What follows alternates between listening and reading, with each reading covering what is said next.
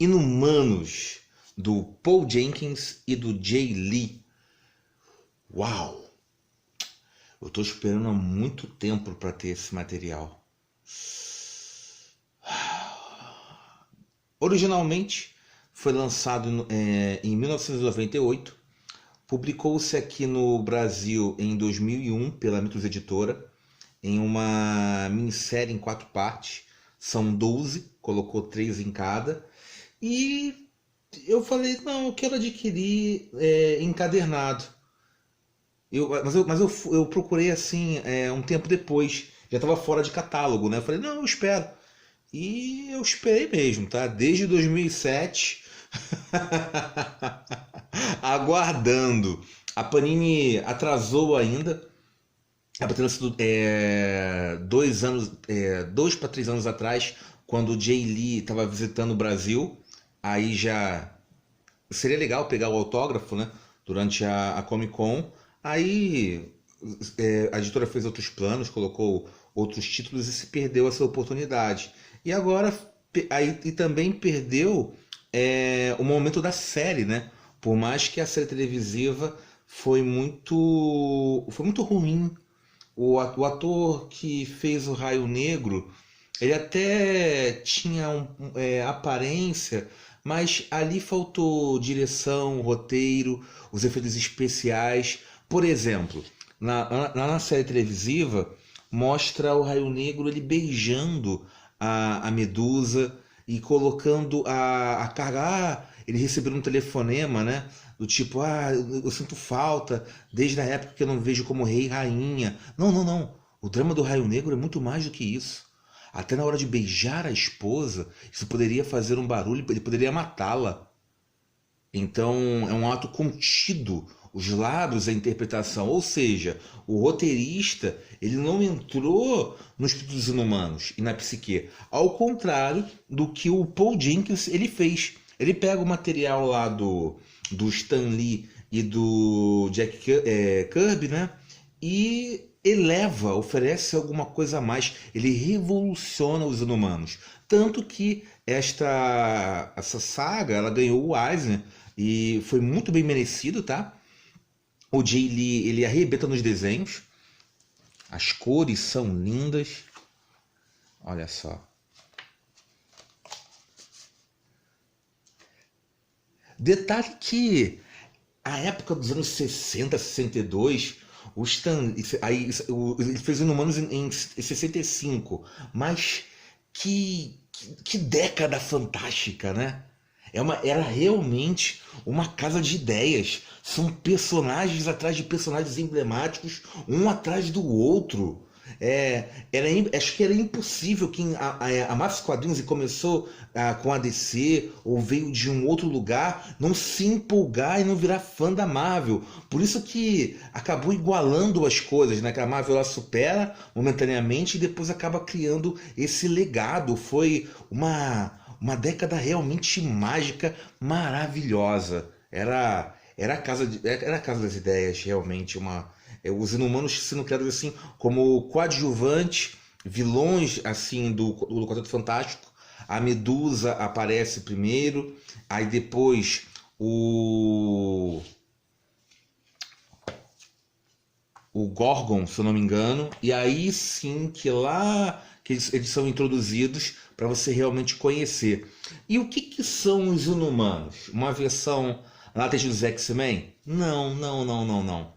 Eles não são mutantes, eles são realmente inumanos. Eles têm essa questão da mutação, só que eles sofrem mais à frente. Foram quase amaldiçoados pelos Kree. Há uma questão de tecnologia aplicada aqui, tá? Existe um drama e existe todo um potencial de personagens a serem explorados. É uma outra vertente. E é muito legal. Vamos lá. Nós temos a questão das castas, temos uma discussão hierárquica, assim como os X-Men defendem a questão aborda a questão do preconceito racial, se defende por direitos, os inumanos também fazendo esse combate. mas uma coisa mais particular depois com Paul Jenkins. Do tipo, você nasce assim, você tem a questão do rei e a questão de castas. Aí existe os alfa primitivos e eles são escravos. Aí gera uma discussão econômica e também o separar você de ser uma criança normal e você atravessar as névoas mutagênicas, né? Aí você tem um nome aí de terrígenes. Você simplesmente vai se transformar em alguma coisa só que você não sabe. Você pode ser mais, você pode ser menos do que você era, mas de certa forma, com certeza você vai se transformar em um verdadeiro inumano. E essa variedade desses 4.000 cidadãos de podendo ser o que pode. É um X, literalmente. É uma caixa de Pandora. E você não abre, você se joga na caixa. Você depois tem que sair e ver o que você se tornou. Pode voar, pode ser os dedos colocados, mas essa história aqui que é fantástica. E os inumanos, o centro deles, opa, já ia dar o spoiler daqui no finalzinho, já é bastante. É uma coisa meio familiar, né? Então nós temos o Raio Negro, que acaba sendo o rei, que ele tem o seu adversário que é o seu irmão, que é louco, tá? Então nós temos da outra parte a Medusa e a sua irmã Cristales. E temos lá o Gorgon, temos o Karnak, o Triton e, é claro, um personagem que não poderia deixar como os inumanos, que é o Dentinho. Se bobear, o Dentinho é o personagem mais carismático dos inumanos. Se fizesse uma votação, né? Aí eu votaria no Dentinho. Se for matar os personagens dos inumanos, só deixa o Dentinho em paz. Mas falando assim, um pouco mais sério. Essa história tem uma parte aqui que você pensa, nossa, o Raio Negro ele só tem um poder do som, né? Ele abre a boca e tem uma destruição. Aí, aqui, ó, justamente, pega uma bala, meio que um canhão, e atira no Raio Negro. Aí eu penso, pô, estamos na Marvel, Homem-Aranha, por mais que ele seja forte, consegue levantar alguns andares de um prédio, mas se ele tomar uma bala, vai atravessar e vai morrer. Ele tem assim, não, o Raio Negro segura com a mão, pá! Aí eu, eita! Eita! Será que o corpo dele suporta o som? Em termos de escala, o bichinho é forte, não é rei à toa. E é isso que tá. Antes de falar em termos da história, depois vamos entrar na área de spoilers, né? Uma curiosidade, aqui tem uns extras que mostram os esboços dos personagens que são feitos, né? Ali com o sketchbook. E é interessante vem aqui o roteiro do primeiro volume. Aqui, ó, principalmente começa aqui. E por mais que o Jay Lee ele salte os olhos e é o que você realmente acaba vinculando com os inumanos, ele acaba ficando em primeiro plano, acredite se quiser, mas pelo roteiro, essa série dos inumanos poderiam ter sido muito mais do que já foi. O Paul Jenkins, ele realmente oferece um roteiro que o Jay ele teve um pouco, não sei se de preguiça ou falta de capacidade de fazer. Tá? Ele dá uma enrolada, mas quando você pega o roteiro, tem a questão de ficção aplicada, as ondas antigravitacionais que deveriam ser descritas e isso se passa, a construção da família, as mensagens, ou seja, o roteiro bem afiado. Esse roteirista ele também fez um outro trabalho que eu gosto muito, que é o Wolverine Origins, a minissérie original, tá? Não depois dos quadrinhos, que aquilo ali é um papel higiênico usado, tá? A tinta se confunde com outra coisa. É mais para vender e para outro tipo de mercado. E os inumanos, eles acabam tendo outros volumes, sistemas divididos. Muito do que foi feito aqui é aproveitado. As personagens que são coadjuvantes se tornam protagonistas e vão contar suas próprias histórias. Tem a mesma qualidade?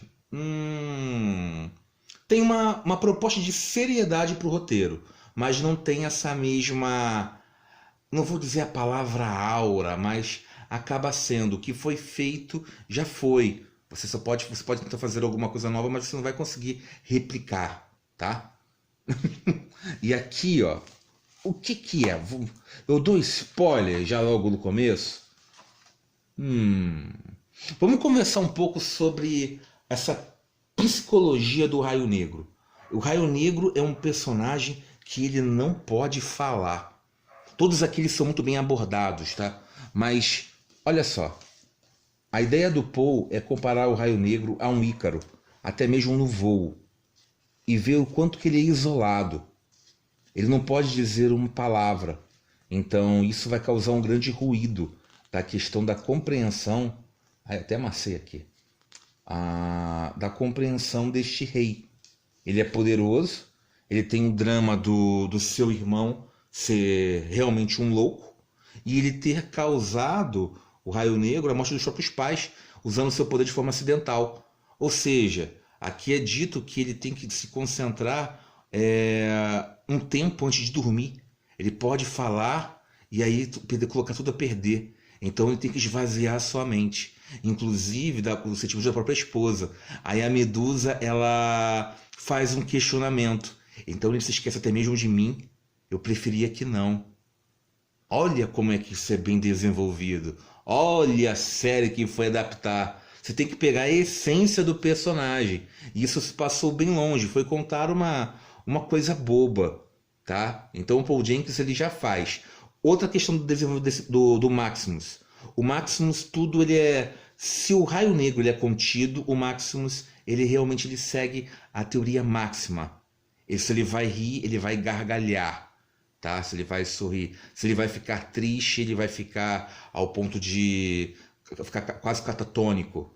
O seu plano, então, as suas maliciosas, ele quer ser um rei, ele acaba sendo um vilão, ele é o oposto do Raio Negro nesse aspecto. De novo, muito bem, quem está no trono e quem não está. Você tem uma lista de opostos, não é só o bem e o mal, é uma questão de escolhas, né? De personalidade. Eles são até parecidos fisicamente, tá? Mas são personagens bastante distintos. É um trabalho bem feito aqui. A Crystalis parece utilizando seus poderes. Talvez é uma personagem muito carismática, né? Mas talvez os 12 volumes fazem ser uma história muito longa. Ele dá uma enrolada, mas isso é de propósito para causar uma frustração. Você lendo isso, se você for analisar, é uma HQ de pouca ação. Tem uma açãozinha lá no final, aí tem um combate e tudo mais, mas é mais do tipo... Tem aqui uma fineza, tá? Um requinte. Ele não ganhou prêmio à toa, porque não é uma HQ que você vai ler e vai consumir e vai jogar pro lado. Não, se você for olhar, ela vai fazer super-heróis, mas tem poucos combates. O que temos aqui, e aí que eu vou entrar na área de spoiler, tá? Então, gente, para quem não conhece, temos HQ, vale a pena adquirir esta, até porque vocês não vão conseguir encontrar na Mitos. Se encontrar, parabéns. Mas vale a pena aqui. Por mais que seja fininha a gramatura, aí corre o risco, mas as cores estão bonitas. Tá honesto, tá? Tá honesto. Eu só encontrei um errinho de português, mas pelos padrões da Panini já tá muito bom. Nossa! Que alfinetada, né? Mas é sério, esse tá bonito, vale a pena adquirir. E o que acontece? Então, vamos lá pro... E para quem não teve tudo mais, e já leu esse material, também vale a pena adquirir esse formato. Agora vamos lá para a área de spoilers, tá? Spoiler brutal, então, por favor, se retirem. Eu já vou começar logo no final, eu já estou considerando que já sabe a história, tá? É só algumas conclusões aqui, um bate-papo. Tudo foi uma manipulação do Raio Negro, né? Ele envolve, porque o rei ali, ele tem uma preocupação não de salvar o povo, mas a questão da cultura do povo. Ele sabe que ele vai ser ameaçado. O mundo aqui, no caso, Attilan, não está na Lua, está na Terra. A ONU tem a sua própria inveja, se os X-Men têm problemas, imagina uma localização já conhecida. E essa própria interação pode macular os próprios costumes. Então é venenoso, então ele resolve realmente traçar o plano, e o quanto isso foi corajoso e ao mesmo tempo dificultoso, porque ele não comenta para ninguém. Ele só comenta lá pro Karnak que temos ajuda, mas do resto é muito, muito contido. A Medusa também sabe, mas olha o quanto que ele arrisca. Aí você se pergunta se teria de fazer aquilo de uma outra forma. E ele vai manipulando as peças. O Raio Negro, ele é inteligente. Até porque o Maximus... E detalhe, ele ousa e tudo fica na conta do dentinho, né? E se desse errado? Tá? Por isso que eu acho que o Karnak, ele ajudou, auxiliou na questão na proporções de chances, qual seria o melhor momento e que poder, né? Na descrição é dito que ele não passou por esse processo de transformação, mas acho que não precisava. Aquele testão dele, já aquelas tatuagens e essa questão da luta marcial e a aplicação de reconhecer falhas em um sistema, a questão da psicologia, na questão da física, é um poder muito bacana. Essa história aqui é o que eu mais gosto. Se eu não me engano, é a que recebeu o prêmio, que é o Oceânico, que simplesmente se trata... Mostra-se uma habilidade, é uma história dentre a história que o Paul está contando. O drama dá ali, ele vai contar aqui, o Triton, uma história, o passado dele. Então nós temos um flashback. Então o que estava tão lento, dá segura aí que eu vou contar. E você acaba se envolvendo. Realmente o drama, então você sabe que dá um valor aos humanos, dá valor a esse personagem que não apareceu, ou seja, todos acabam brilhando um pouco, tá? E até mesmo no finalzinho, a filha da Crystallis, que curiosamente ela é humana, quando você mistura inumanos com mutantes, sai uma humana, ou seja, ela é filha lá do Mercúrio, com a Crystallis. Detalhe que o Tocha Humana devia ficar como? Epa! O outro foi mais rápido que eu. Ai, ai. E aí você...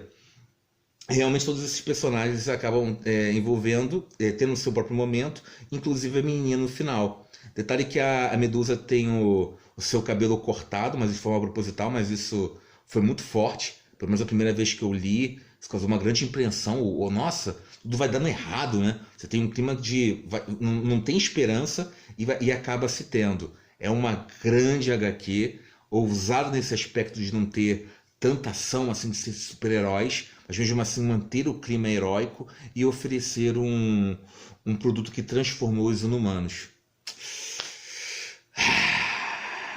Contente por ter essa HQ, tá, gente? Contente mesmo. É justo aqui. Até mesmo, olha só essa capinha. Muito bonitinha. Só faltou um vernizinho. Acho que podia ser toda ela, porque isso aqui é um primorzinho. Tantos anos para adquirir. Agora chega de chorar, tá, gente? Abraços. Obrigado por ter assistido o vídeo. E até o próximo. Fui!